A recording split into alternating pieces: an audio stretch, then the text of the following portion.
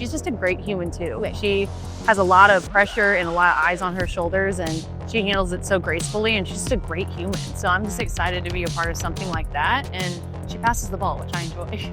When you think about moments that redefine the narrative in professional sports, few controversies capture as much attention and as many questions as the recent saga involving A'ja Wilson and Caitlin Clark. In an unprecedented turn of events, what A'ja Wilson did this season has sparked debate on every sports network, social media platform, and locker room across the league.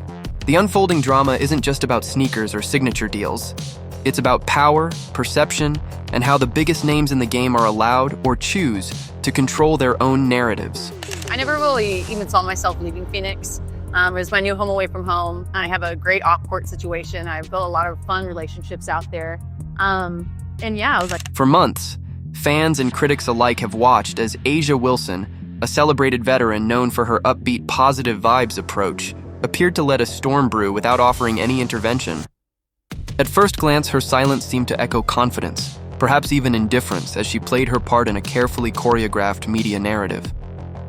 But as the dust settles, the truth is impossible to ignore.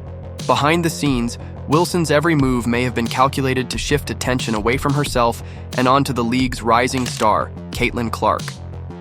It might sound wild, but here's the gist. During the build-up to a highly anticipated Nike signature shoe launch, Wilson revealed that she had quietly secured her own deal with Nike, an arrangement that had been in the works for 2 long years. 2 years. I was like, hey, what do we need? No, come on, how do you get out of here?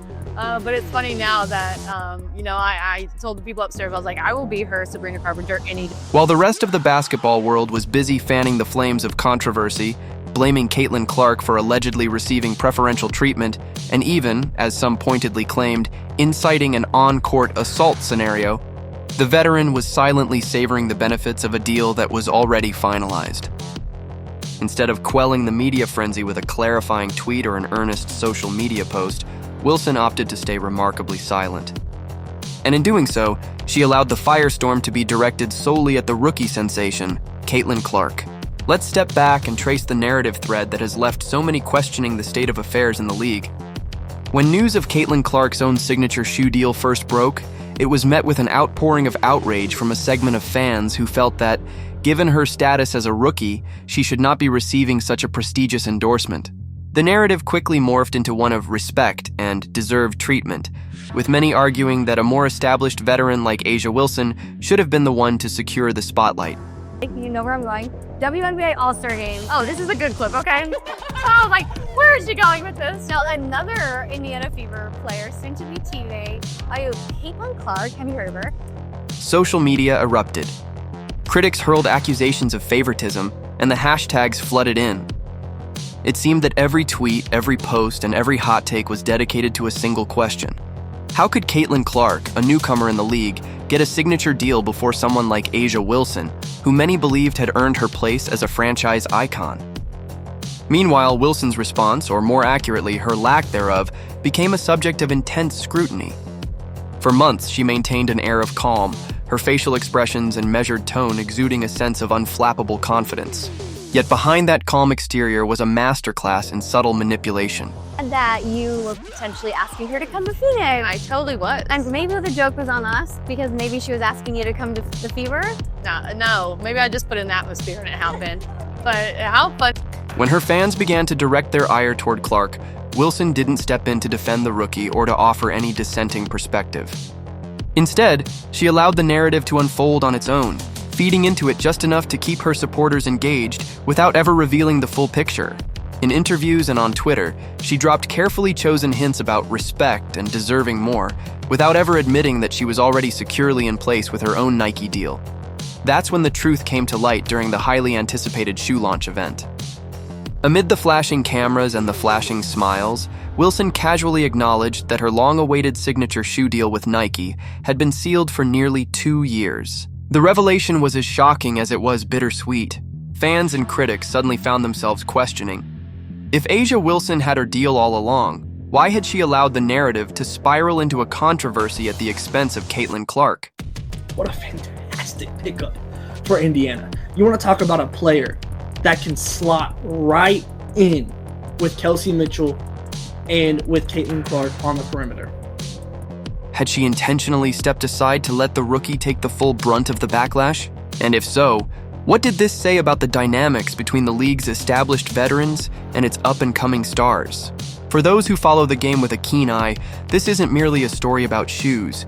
It's a story about the power structures within the WNBA and the marketing tactics of corporate giants like Nike.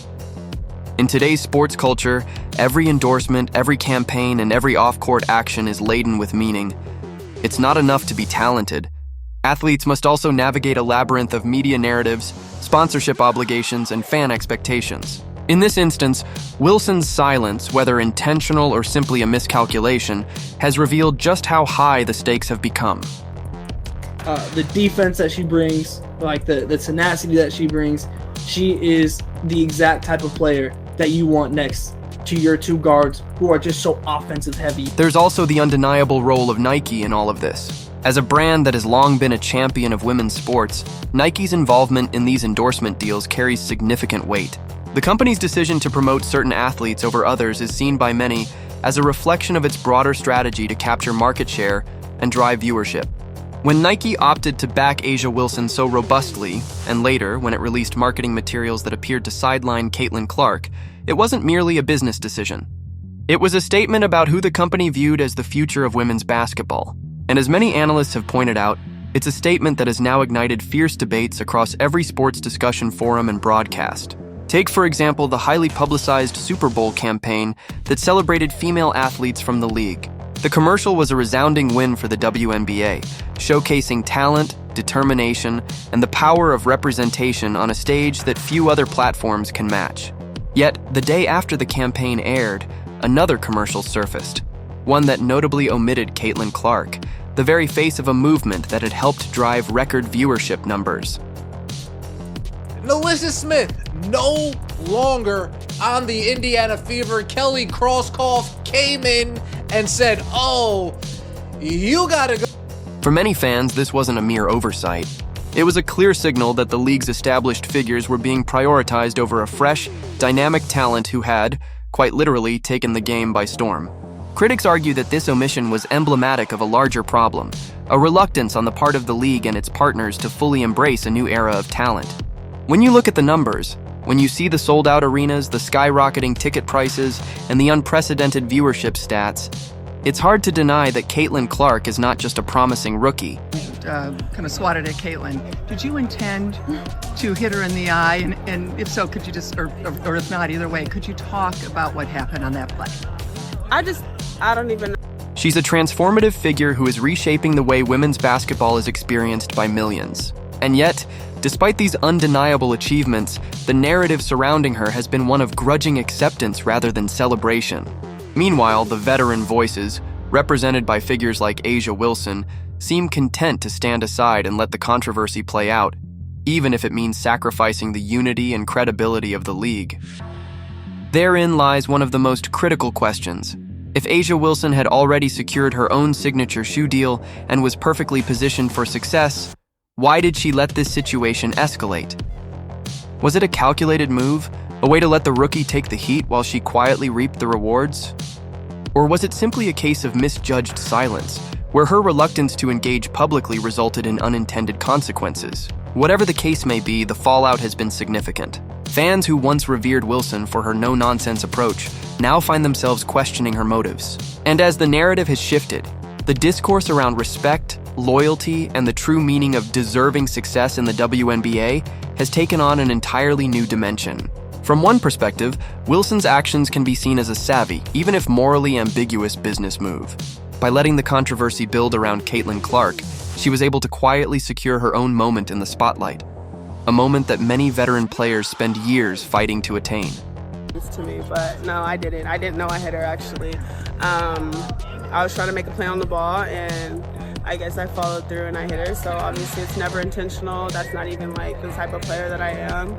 Her delayed reveal of the Nike deal, coming just at the right time during a high-profile launch event, ensured that all eyes were on her. In the world of professional sports endorsements, timing is everything, and by allowing her fans to direct their outrage toward another, she maintained a pristine image of calm, cool confidence. The fact that she didn't immediately jump into the fray with a clarifying tweet or a public statement only added to the mystique surrounding her persona, a mystique that, for a time, made it seem as though she was above the petty squabbles that so often characterize modern sports media. Yet, this approach has come at a cost. In allowing the narrative to spiral, Wilson not only placed undue blame on a young, talented athlete, but also exposed the deep-seated issues that have long plagued the league. The controversy highlights a systemic problem, the way in which new talent is treated by an establishment that seems reluctant to let go of its old guard. You did? I did not poke. Did you do it on purpose? I did not poke you. Did you do it on purpose? I got hit in the knee. That was my reflex. It looked like you were just laughing. Caitlin Clark, who has shattered records and brought unprecedented viewership to the WNBA, has been painted as an interloper, a player who somehow doesn't belong among the elite. And this isn't just a matter of personal opinion. It's a reflection of the wider challenges that the league faces as it tries to balance respect for its storied past with the need to evolve and embrace a rapidly changing sports landscape.